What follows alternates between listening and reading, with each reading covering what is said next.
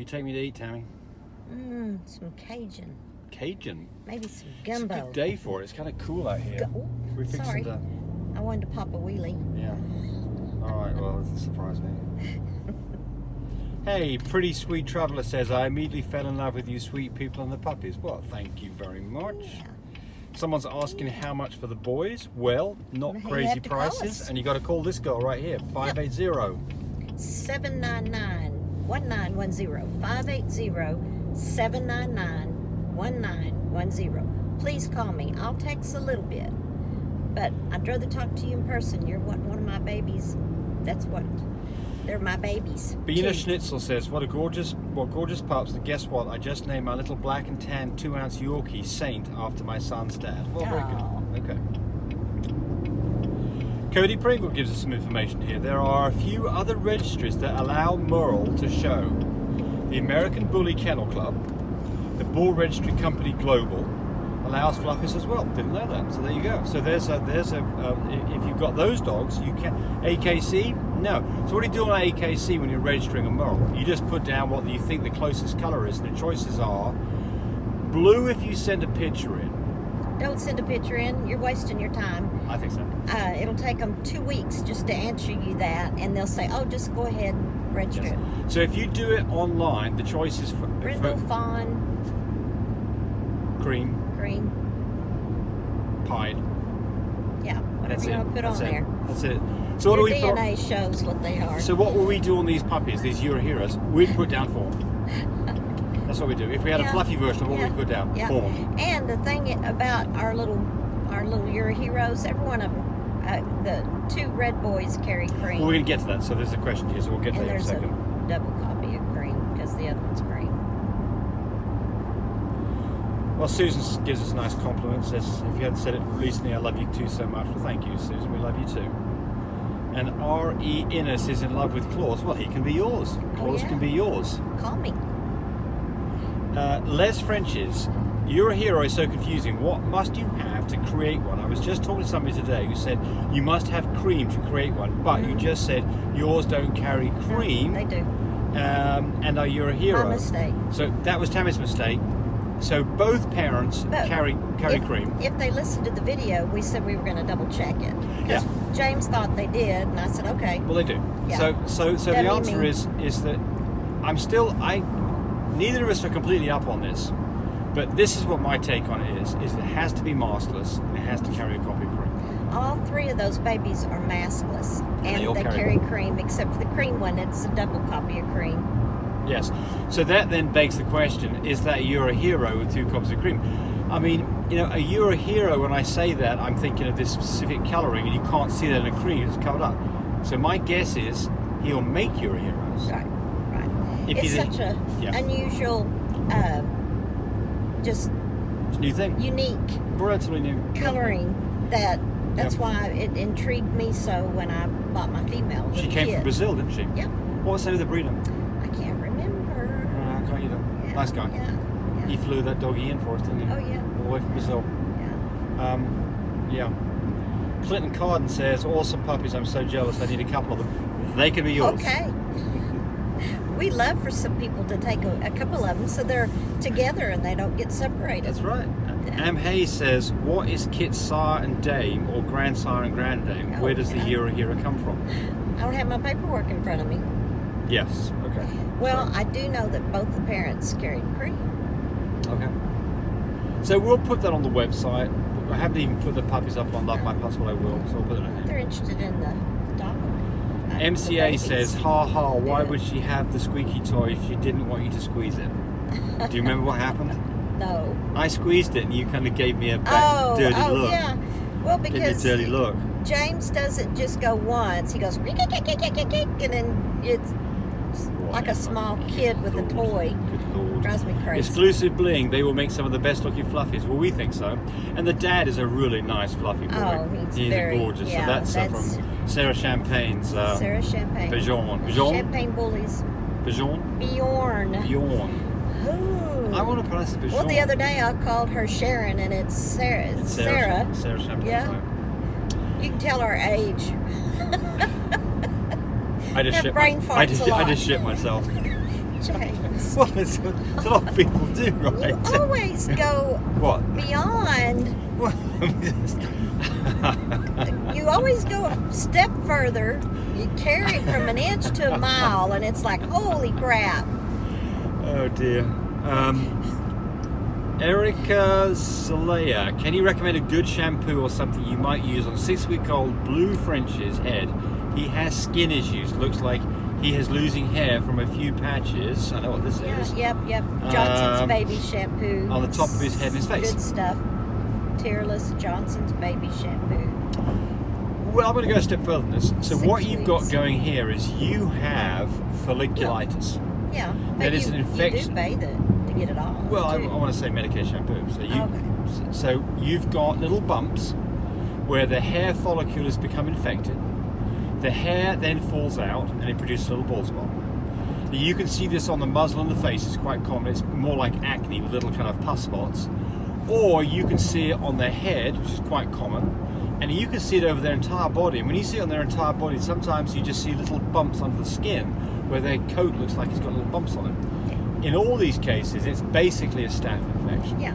And the treatment for this would be to use a medicated shampoo. So Okay, but when you use a medicated shampoo, do not get it in their eyes. That's Right. why I said Johnson's Baby Shampoo. Try the Johnson's Baby Shampoo first to see if it just needs to be cleaned off and see if it heals on its own. You can also put Neosporin on top of it. But if you got to use a medicated shampoo, do not get it in their eyes.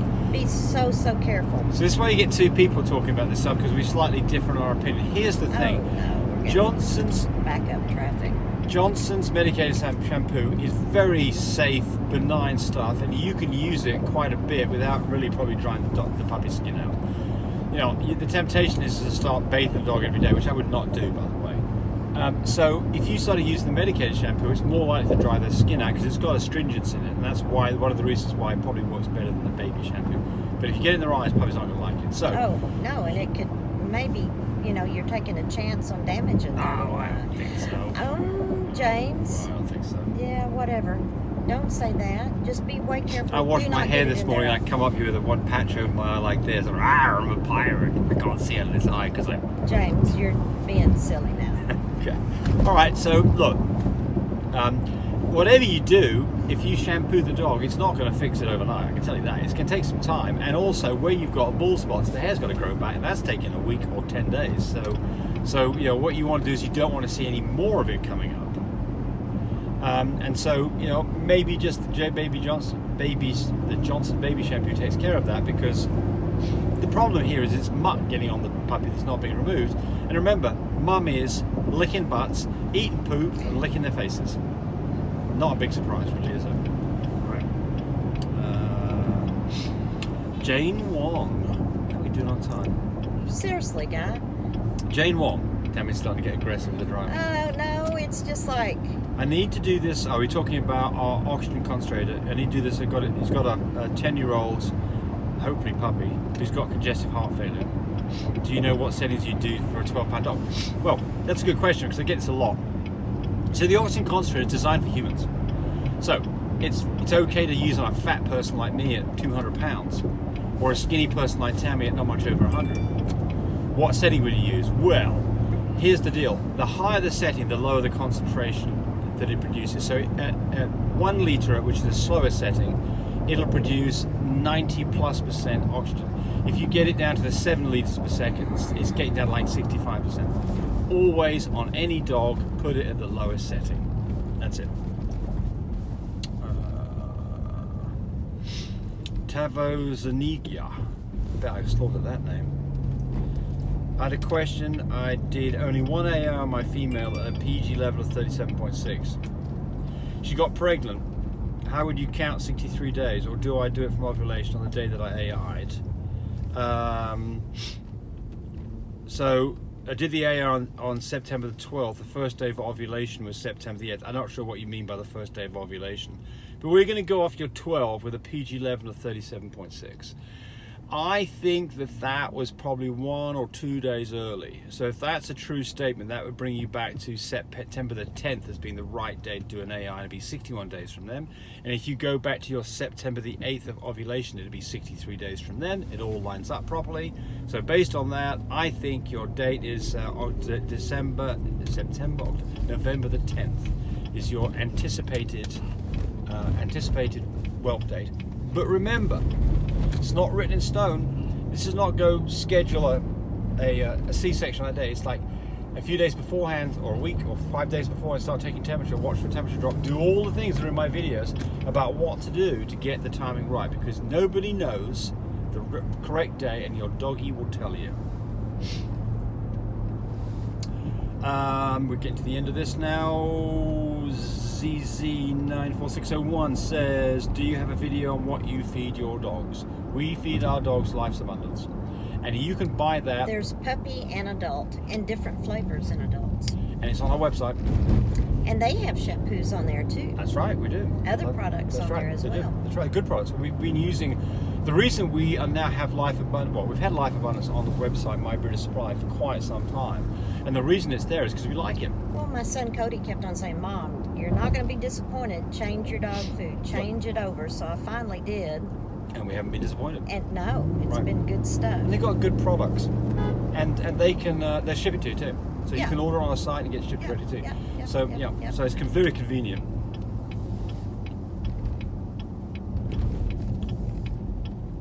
Oh, somebody says, Sugar Scully says, a second-time breeder, had a few constipated puppies. Thanks so much for your advice. It was amazing, and I enjoyed watching as well. Right. Getting near the end here. Michael Williams. Seeking advice, I have a litter of 7 American bullies, 8 weeks old. One puppy has started to hobble on one leg at the rear end. One leg at the rear end. Okay, so I guess a rear leg. The puppy lifts up one of his back legs and hobbles around as if he had 3 legs. It's because he was fine jumping around and then went to sleep and woke up with that. I'm worried that I could be hip dysplasia, or maybe it's hip dislocation. Any advice would be appreciated. Well, okay, so you say you're going to go to the vet with no improvement. Well, that's exactly the right answer. So if he doesn't get better, that's exactly what you should be doing. But here's the deal. With any luck, he just sprained or sprung it a little bit. Well, I would do this. I would go get his leg, and I would stretch his leg out backwards. Take his leg and stretch his leg out backwards, and just manipulate it around and just see if it pops or anything, just in case it is dislocated. But just don't get crazy on it. You know, we're not pediatric people. We're not doctors and we're not vets. So take this advice, cautiously, but